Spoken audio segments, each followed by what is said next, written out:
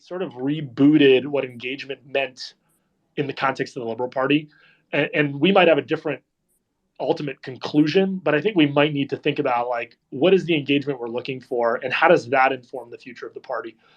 Because if we're just relying on what is a dwindling sort of like base in terms of numbers and donors and volunteers to set the direction, then I'm not sure that that leads to a majority victory anytime soon. Can I make a comment? Just quickly, Roy, I want to bring Ben in because he's been waiting quite patiently, and then I brought Candace up as well. So just quickly, Roy, if you can. We raised $27 million last year. Our fundraising is not going down. It's the third highest in our history. So, everyone keeps saying that the donors are down, but we did very well last year. Thank you, Roy. Very important context. Ben, you wanted to jump in? Yeah, I actually think that's great context, because I think we're doing a good job as a party of engaging the really engaged, but we don't necessarily have enough on-ramps for newly engaged people. And that's, we were talking last night, I was bringing up a lot of energy around the policy convention and nothing ends up happening with it.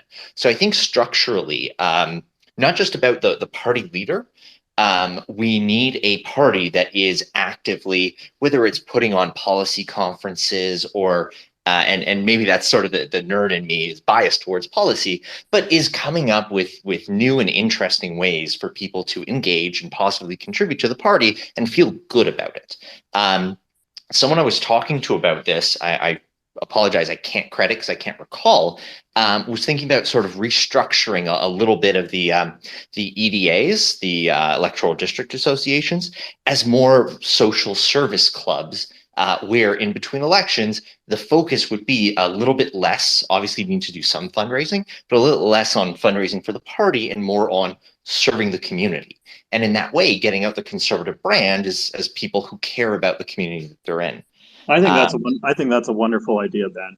I think that's an idea that if people that are volunteering to make the country a better place through electoral politics and contributing to their community through that, they are natural volunteers for their community. Look, a politician should not introduce themselves during the RIP period to their community. In fact, if they are introducing themselves during 35 days to their community, they're already at a disadvantage, of course, or they've already failed. Or who knows, they might get elected because of a overwhelming national campaign, but I don't think that does a lot of good for the community. So I think you bring up a really great point, Ben. Thank you. I brought up Candace Malcolm, of course. She is running True North, and she has noted, I think she noted in our space last night that True North is doing gangbusters when it comes to fundraising. And of course, she's been covering a lot of the goings on about federal politics. And Candace, are you looking for a leader that will essentially stem some of the commercial success of True North and take some of that fundraising mojo away from your organization? Or what are you looking for when it comes to Conservative leadership? Right. Yeah, I have like conflicting motives here, right? Do I really want to give you and the Conservative Party tips about the way that you can carve a better path, or do I want to continue reaping the benefits? Look, I heard someone on your Twitter space last night, Stephen, say that all the political parties are drying up, and it's not just the Conservatives federally; it's also in Alberta and Ontario. Look, all you have to do is turn on the news, and you can see that the truckers raised $10 million last week. And I know that some of that was international, and a lot of that might have been from big donors that couldn't necessarily support the Conservatives. But if you look around, you see amazing success of independent media and independent journalism. Not just True North, but there's many others on the political right that are doing just fine. The truckers, people reached into their pockets and supported them, not necessarily because they agreed with everything that the promoters were saying, but the spirit of the truckers, the idea of what they were fighting for, the idea that we want our Canada back. Canada feels un-Canadian right now.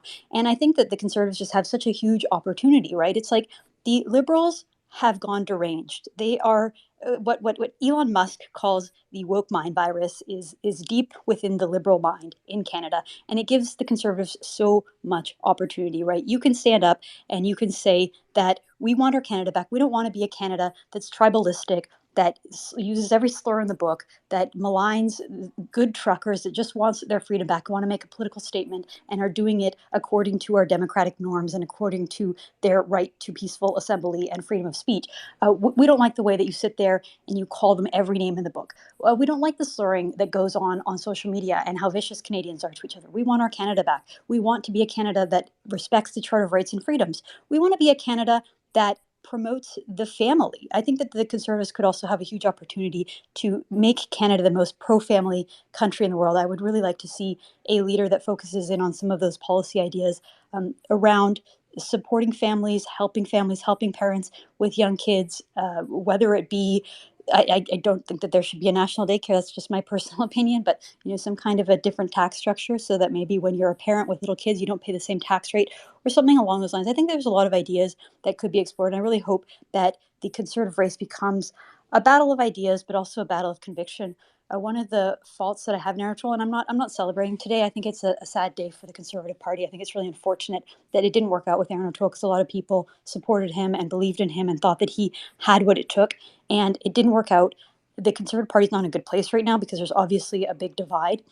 However, we should see it as an opportunity to unify, to come together, to have someone who has the conviction, someone who believes in what they're saying, someone who is authentic. I think in today's day and age, with the way that you can communicate, the way that you can get your message out, being authentic is so important, and voters know that, they recognize it, and they want a person who's going to say the same thing every day, that's going to say the same thing regardless of what part of the country they're in, who they're speaking to, what language they're speaking in. They want someone who can deliver a message that they believe in, and so I'm just throwing out all of the ideal things that I would like to see in a potential leader. I don't know who would Yeah, encompass that, but it's a time for but blue skying, right? So like, yeah, and I think now's the time. Just one final point here, Stephen, is mhm. that Conservatives need to talk about ideas. They need to talk about ways that we can that the Conservatives can appeal to Canadians broadly. Things that sort of new things that are outside the box, not just the same kind of things that we always kind of fall back on: fiscal responsibility, balancing the budget, those kind of things. I think that um, I've heard people talk about the desire for responsibility in our society, and the desire for people to want to have meaning, and to want to have community, and to want to feel that they belong to something. And I think that Conservatives need to be better at articulating those kind of things and offering things to Canadians that appeal to them, aside from just sort of the same old bundle that we usually get from a conservative center-right political party. Yeah, I'll concur with you that this is a sad day, right? This is a low point for those that can care about the Conservative Party of Canada. This is a low point. This is a regrettable situation. I think recovering quickly is in the interests of this party. Ken Bosenkool said that he doesn't want, a very long leadership race. I work that over in my mind, and I say, well, we should maybe have a showcase. We shouldn't make quick decisions, and maybe we should have a showcase of what it means to be conservative, and have enough time to have the national spotlight to excite people to join our party and our movement, to be conservatives. I know that Roy wanted to jump in there. I wanted Candace. I think you wanted to have more of a discussion. These spaces, more of a discussion. So I want to ask if Roy or Chris have anything that they wanted to talk about what Candace just said. Well, I mean, I give money to True North as well as the Conservative Party.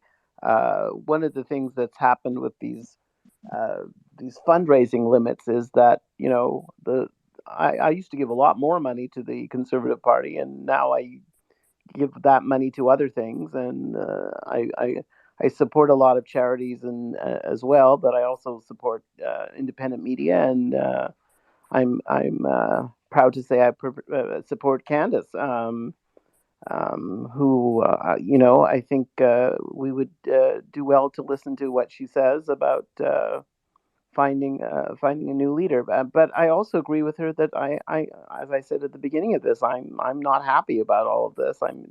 It's a sad day, and